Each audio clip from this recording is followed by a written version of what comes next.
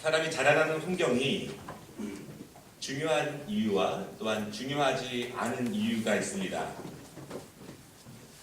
부모님이 자녀들을 신앙으로 잘 교육하고 그리고 말씀과 기도와 교회 중심으로 잘 교육을 시켜도 자라나면서 커가면서 어떤 큰 충격과 그리고 새로운 환경을 통해서 과거의 신앙적인 생활의 모습과 과거의 신앙적인 습관들을 다 한 번에 잊어버리는 경우들이 있습니다. 약 300년 전에 영국에 한 아이가 있었는데요. 경건하고 신앙적인 어머니로부터 말씀과 기도로 양육을 받으면서 자라났습니다. 어머니는 그 아이가 목사가 되기를 소원했고 그렇게 기도하면서 양육을 했습니다. 그런데 아이가 6살이 되었을 때 어머니가 먼저 병으로 돌아가셨습니다. 이 아이의 아버지는 선원이었습니다. 그래서 이 아이는 11살 때부터 아버지를 따라서 선원으로서 바다를 다니면서 항해 생활을 하기 시작했습니다. 그러면서 나쁜 습관들을 배우게 되었고요. 성격이 거칠어지게 되었고 점점 부도덕하고 그리고 방탕한 생활을 하게 되었습니다. 나중에는 감옥에도 갔고요. 그리고 완전히 구제불능의 인간으로서 일평생 노예선에서 일하는 그런 신세가 되었습니다.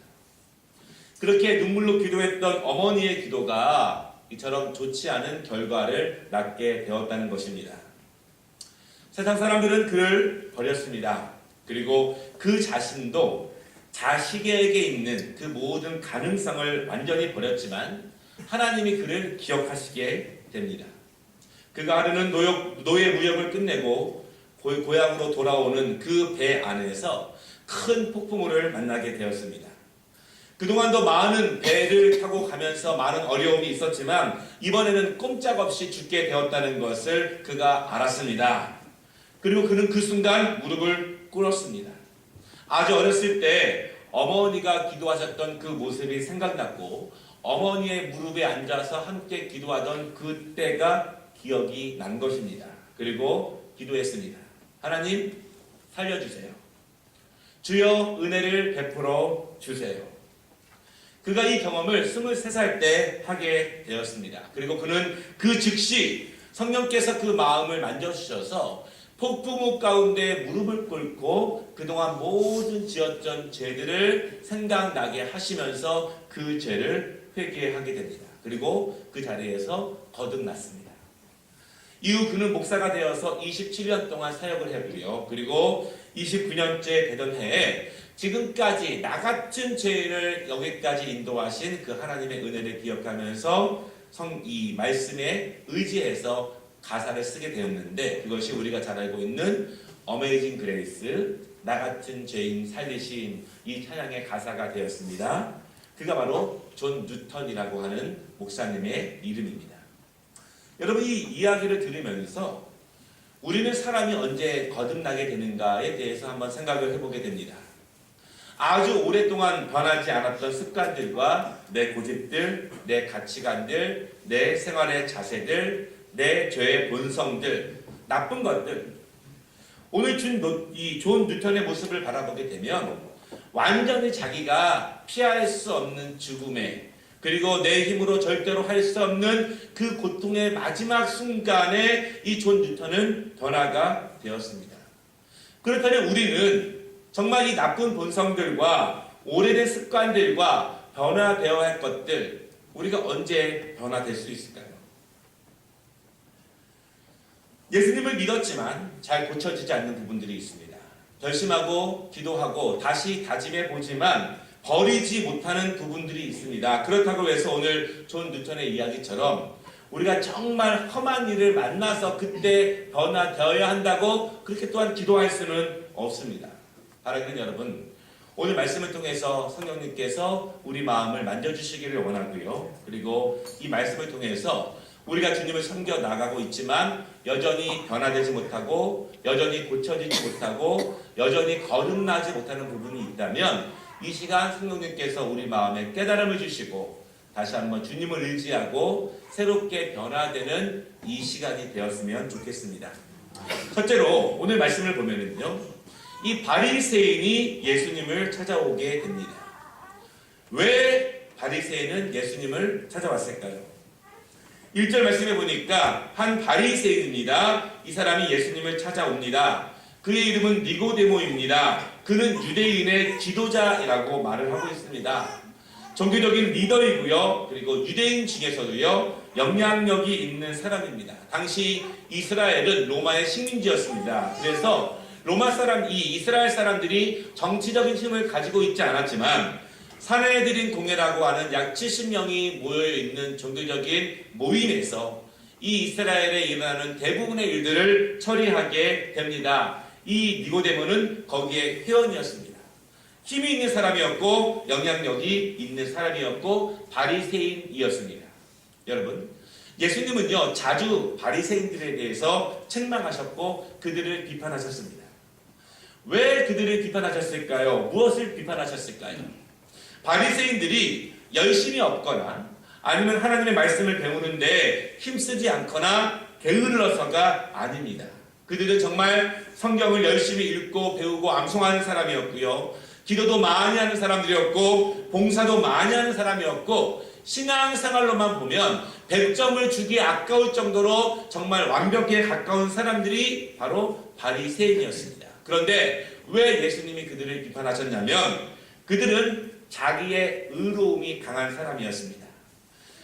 나의 열심, 나의 완벽한 신앙, 나의 그 하나님의 말씀에 대한 열정을 다른 사람들을 비판하고 그렇게 하지 못하고 있는 다른 사람들에 대한 책망과 그리고 비난하는 데 그 모든 것들을 많이 사용하게 됩니다. 여러분, 내가 열심이고 내가 말씀 생활 잘하고 내가 기도 생활 잘하게 됩니다. 그러나 그렇지 못한 사람들을 나에 비추어서 그렇게 비판하기 시작한다면 우리는 어느 순간 내 의가 더 강하게 됩니다. 예수님이 나를 그렇게 입혀주신 것이고 예수님이 나를 인도해 주신 것인데 사람들은 다른 사람과 비교하다 보면은 자기의 의로움이 더 드러날 때가 많이 있습니다. 예수님이 바리새인들을 비판하신 두 번째 이유가 있는데요. 그것은 그들의 형식적인 신앙생활입니다. 그들은 말씀을 잘 알았습니다.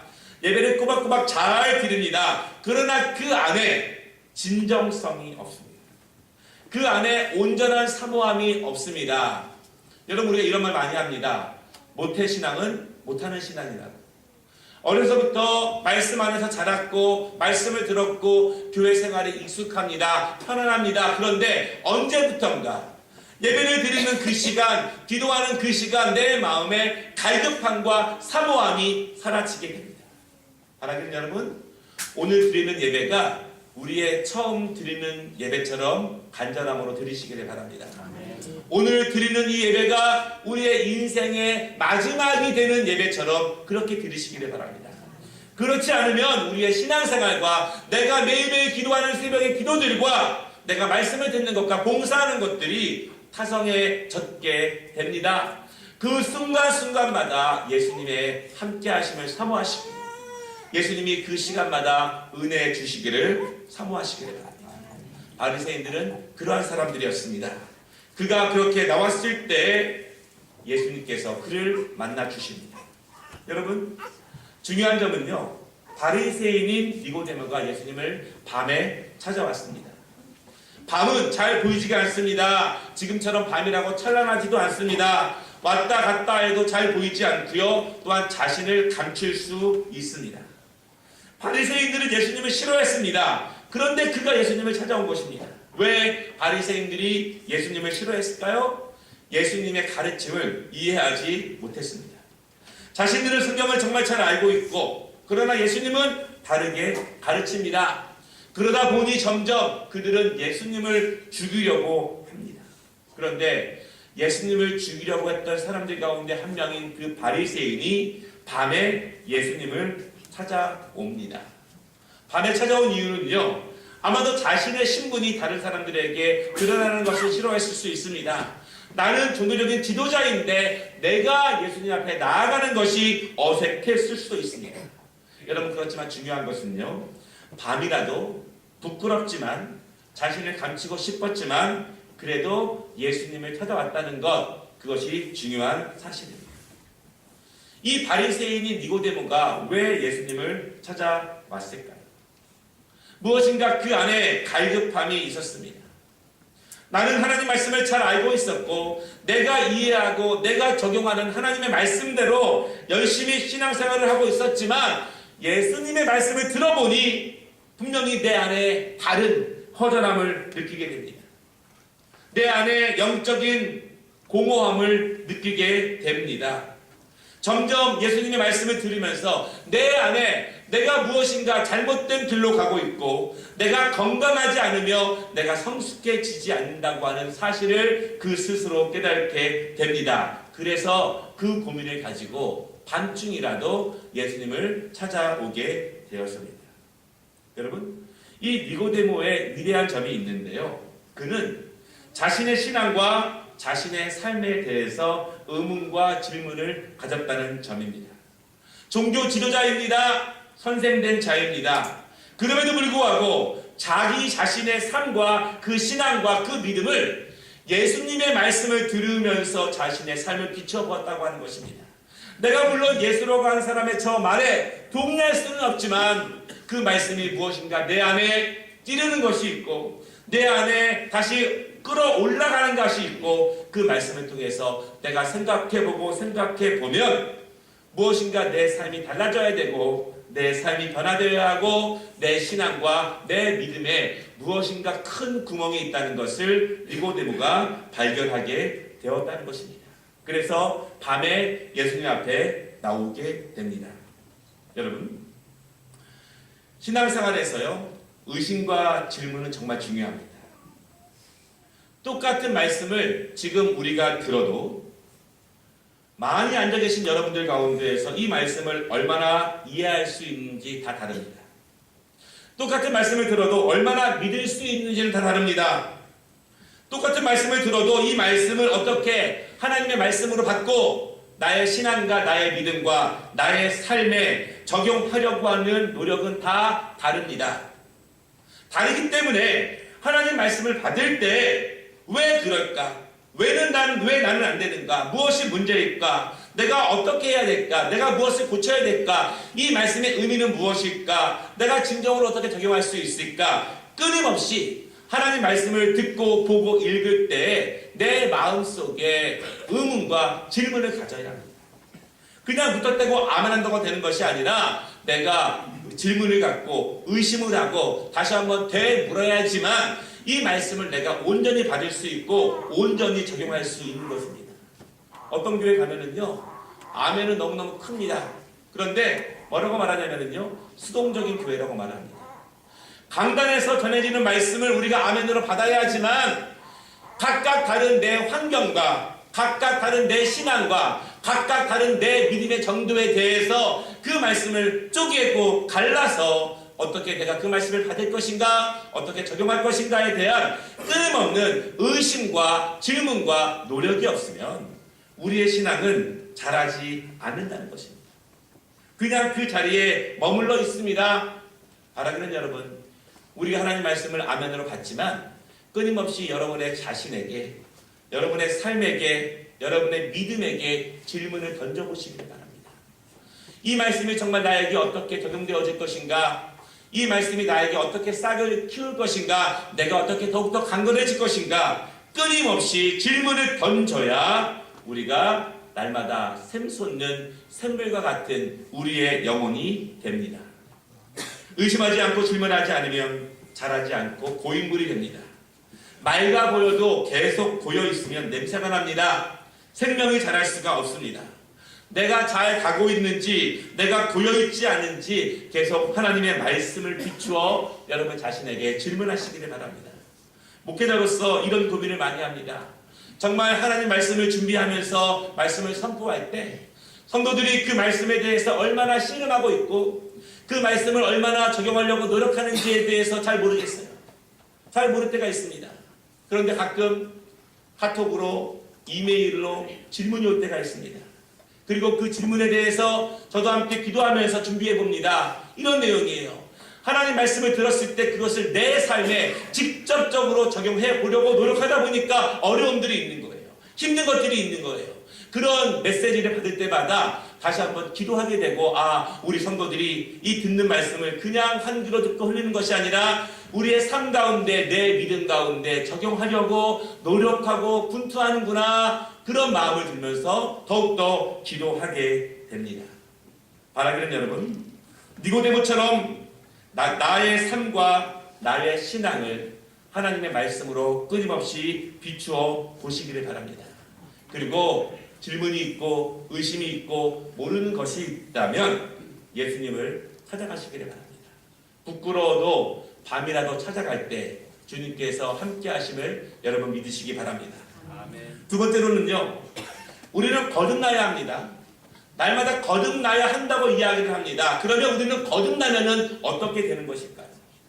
거듭나면은 우리는 어디로 향하게 되는 것일까요?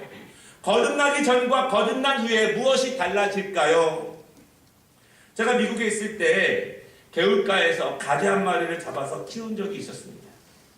큰 유리병에 가둬 놓고 키웠는데요. 한 8개월 정도 키우다 보니까 두세 번 정도 이 껍질을 벗었습니다. 참 신기했죠. 그래서 제가 가재에 대해서 연구를 해봤습니다. 뭐라고 말하고 있냐면, 가재는 껍질을 벗어야 성장을 한다고 합니다. 껍질을 벗는 것이 쉽지는 않고 고통스럽습니다. 그러나 껍질을 벗지 않으면 그 안에 갇혀서 죽게 됩니다. 반드시 그 껍질을 벗어야 더 자라나고 더 강건해지고 더 성장하게 됩니다. 무엇인가 나를 가지고 있는 것을 버리기는 힘듭니다. 그러나 고통스러워도 벗어야 성장한다는 것을 여러분 믿으시기를 바랍니다. 성장을 원하면서 벗지 않으려고 하는 가재는 한 마리도 없습니다. 마찬가지로 우리가 지금이라도 성장하기를 원한다면 우리는 주님 오시는 그날까지, 하나님 앞에 가는 그날까지 날마다 자라나야 하는데, 그 자라남을 방해하고 있는 그 껍질이 있다면 여러분 믿음으로 결단하시고 순종하시면서 그 껍질을 벗어내십시오. 벗어내면 성장하게 됩니다. 여러분, 거듭났다고 하는 것은요, 달라졌다고 하는 것입니다. 거듭났다는 것은 변했다고 하는 것입니다. 분명한 차이가 있다고 하는 것입니다. 거듭나는 것은 물론 불신자가 예수를 믿고 그리스도인 되는 것도 거듭나는 것입니다. 그러나 오늘 말씀 가운데 보면은요, 니고데모는 이미 하나님을 열심히 믿는 사람이었습니다. 그는 이미 하나님 말씀을 잘 아는 사람이었습니다. 신앙의 본이 되고 사람들로부터 신앙의 평판이 좋은 사람이 니고데모였습니다. 그러나 그가 고민하고 질문하고 의심하다 보니까 내 신앙이, 내 믿음이 온전한 방향으로, 바른 방향으로 향하고 있지 않다는 것을 발견하게 됩니다. 그동안 몰랐지만 예수님의 말씀을 듣다 보니까 내가 올바른 방향으로 나아가지 못하고 있는 것을 알게 됩니다. 그래서 주님 앞에 나오게 됩니다. 여러분, 거듭나기 위해서는요, 물론 인간의 노력과 의지로는 되지 않습니다. 오늘 5절 말씀에 보니까 우리가 거듭나기 위해서는 성령께서 역사하셔야 합니다. 성령님이 내 마음에 깨달음을 주셔야 합니다. 내 마음에 감동을 주셔야 합니다. 성령님이 주관하셔야 합니다. 성령님이 인도하셔야 거듭날 수 있습니다. 인간적으로 결심하고 노력하고 눈물 한 번 흘리면 여러분 그것은 작심 3일과 작심 한 달로 끝날 때가 많이 있습니다. 그러나 성령님이 손 대시면, 성령님이 만져주시면 완전히 변하고 완전히 다른 방향으로 갈 수 있다는 것을 여러분 믿으시기를 바랍니다. 저는 성격은 안 변한다, 그 말 믿지 않습니다. 하나님이 만지시면 변합니다. 하나님이 만지시면 모든 것들이 변함을 여러분 믿으시기를 바랍니다. 여러분, 그렇다고 해서 인간적인 노력이 필요 없는 것은 아닙니다. 사모함이 있어야 합니다. 갈급함이 있어야 합니다. 내가 변하고 달라지고 거듭나야 함을 하나님께 고백해야 합니다. 아무런 의지도 없고 아무런 노력도 없는 사람은 하나님이 변화시키지는 않습니다. 우리는 갈급함과 사모함을 가지고 주 앞에 나와야 합니다. 성령님, 나를 만져주옵소서. 저는 변해야 합니다. 저는 달라져야 합니다. 그러나 제 의지와 노력으로는 불가능합니다. 성령님께서 나를 주관하셔서 하나님이 원하시는 방향으로 변화되고 거듭나게 하시옵소서. 이렇게 갈급함을 가지고 사모함을 가지고 기도하고 부르짖을 때 하나님이 내 마음을 만져주신다는 것입니다. 여러분, 사모함을 가지시기 바랍니다. 변해야 한다면, 무엇인가 내 삶이 달라져야 한다면, 예수님이 내 안에 주관하셔야 한다면 사모함을 가지시기를 바랍니다. 그리고 기도하시기를 바랍니다. 가끔 이런 생각을 해봅니다. 혹시 우리 교회 성도들 가운데에서 새벽 기도에 한 번도 안 나와본 분이 있는가? 혹시 우리 성도들 가운데서 엘리야 기도회에 한 번도 안 와본 사람이 혹시 있는가? 저는 잘 모르겠습니다. 카운트는 하지 않으니까. 그럼에도 불구하고 우리가 갈급함이 있고 사모함이 있다는 것을 기도회 시간에 증명하시기를 바랍니다. 하나님은 아십니다. 저도 조금 아는데 하나님은 더 속속들이 아시지 않습니까? 내가 거듭나야 하고 내가 변화되어야 하고 주님이 나를 인도해 주셔야 함을 안다면 다른 무엇보다도 하나님 앞에 나와서 기도하고 갈급함으로 사모하는 그 시간을 가장 우선적으로 여기시기를 바랍니다. 여러분, 지금은 사순절이죠. 사순절은 예수님의 십자가를 생각하고 주님과 함께 이 40일을 경건하게 보내는 시간입니다. 우리가 늘 주님을 생각해야 하지만 특별하게 마음을 정하고 말씀을 읽고 기도하는 시간이 사순절입니다. 오늘 제가 사순절을 준비하면서 사순절을 보내면서 이 말씀을 준비했습니다. 다시 한번 이 사순절에 우리가 주님을 잘 생각해 보면서 우리가 진정으로 거듭난다고 하는 것은 어디로 향해야 되는 것인가? 내가 거듭나는 것은 이리 가는 것을 저리 가는 것이고 완전히 변하는 것이고 차이가 있는 것인데, 그러면 내가 어디를 향해 가는 것이 거듭남이고 그것이 내가 변화된 증거인가? 여러분, 오늘 말씀의 핵심은요, 니고데모의 모든 고민은 예수님을 만나서 해결되었습니다. 니고데모의 모든 옛적인 신앙은 예수님을 만나서 새로운 신앙으로 거듭나게 되었습니다. 그 안에 있던 공허함, 그 안에 있던 질문들, 그 안에 있던 허전함의 최종적인 답은 오직 예수 그리스도. 그분을 만났을 때 그가 온전한 거듭남을 체험하게 되고, 그가 주님을 진정으로 만났을 때 온전히 그가 가야 할 새 방향을 그가 알았다는 것을 여러분 기억하시기를 바랍니다. 우리가 어디로 나아가야 합니까? 우리가 거듭나면 최종적으로 우리가 어떻게 살아야 합니까? 그것은 진정으로 주님을 만나서 주님을 나의 주인으로 삼고 그분의 뜻에 순종하고 그분의 땅에 따라서 살아가기로 몸부림치면서 나아가는 것이 우리의 거듭남의 증거라는 것을 여러분 믿으시기를 바랍니다. 우리가 늘 회개하고 늘 아쉬워하고 늘 기도할 때마다 안타까운 것이 있습니다. 그것이 어떤 마음입니까? 여러분, 그 마음이요, 성령님이 우리에게 주시는 마음입니다. 기도할 때마다 내 안에 탄식을 주십니다. 내가 부끄러워서 말은 하지 못하지만 하나님이 내 마음을 만지셔서 내가 고쳐야 할 것들과 내가 바르게 살아야 할 것들을 내 마음에 주십니다. 그것이 바로 하나님이 우리에게 깨달음을 주시는 거예요. 그 방향이 무엇입니까? 바로 예수님께 나아가는 삶입니다. 거룩하게 정결하게 주님을 닮아가는 것, 그것이 우리의 거듭남의 최종적인 목표라는 것을 여러분 믿으시기를 바랍니다. 예수님의 사랑, 예수님의 인내, 예수님의 용서, 예수님의 희생, 예수님의 기도, 예수님의 복음 전파, 그분의 충성과 그분의 순종, 세상죄를 짊어지고 좁은 길을 가신 그분의 모습, 그것이 우리가 변해야 되는 방향이고 우리가 거듭남의 목표라는 사실을 여러분 꼭 기억하시기를 바랍니다. 100년 전에요, 한국에 복음이 처음 들어왔을 때 이 나라는 불교와 유교 그리고 사모니즘과 무속신앙으로 가득 찬 나라였습니다. 그러한 종교적인 환경에 있는 사람들이 고민하기 시작했습니다. 왜냐하면 아무리 빌어도 아무리 절해도 아무리 섬겨도 삶의 변화가 없습니다. 능력이 없고 가정은 황폐해갔고 국가는 동네 국이 되었습니다. 그때 복음이 들어온 것이에요. 그리고 사람들이 복음을 받아들이기 시작합니다. 동네마다 교회가 들어서게 됩니다. 예배당에는 신자들이 가득하게 됩니다. 날마다 예수님을 그들의 주인으로 섬기기로 작정하는 사람들이 늘어나게 됩니다.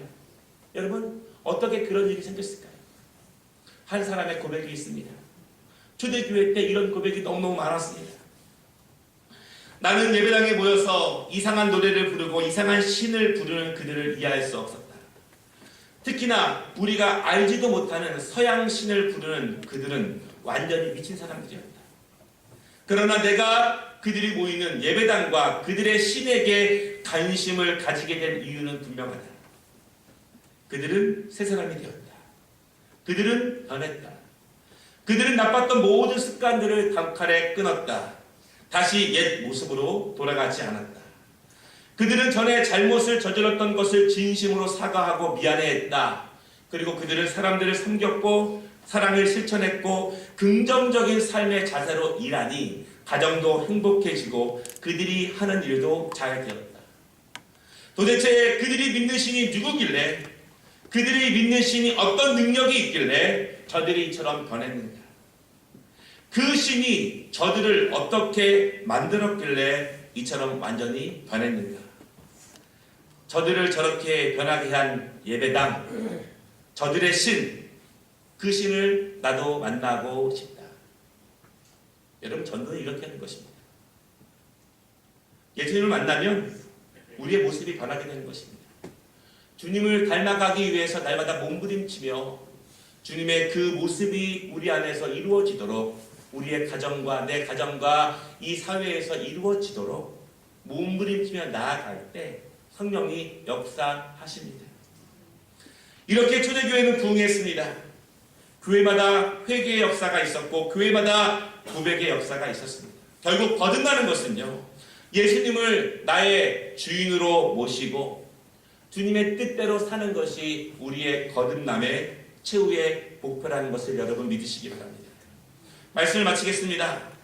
오늘 오전에 주님이 이렇게 말씀하십니다. 사람이 거듭나지 아니하면 하나님의 나라에 들어갈 수 없다. 거듭나지 아니하면, 영어로 말하면은요, no one, 누구라도, 어떤 사람이라도, 어떤 신앙이 있다 해도 거듭나지 아니하면, 예수를 만나서 거듭나지 아니하면, 예수를 닮아가지 아니하면, 예수를 주인 삼지 않으면 하나님의 나라에 들어갈 수 없다 선포하고 계십니다. 바라기는 여러분, 우리가 무엇으로부터 거듭나야 합니까? 우리가 어디로 나아가야 합니까? 바라기는 주님을 닮기로, 진정으로 닮기로 거듭나는 우리 모든 성도들, 그리고 이 사순절을 우리가 그러한 마음으로 보내기를 주님의 이름으로 축원합니다. 기도하겠습니다.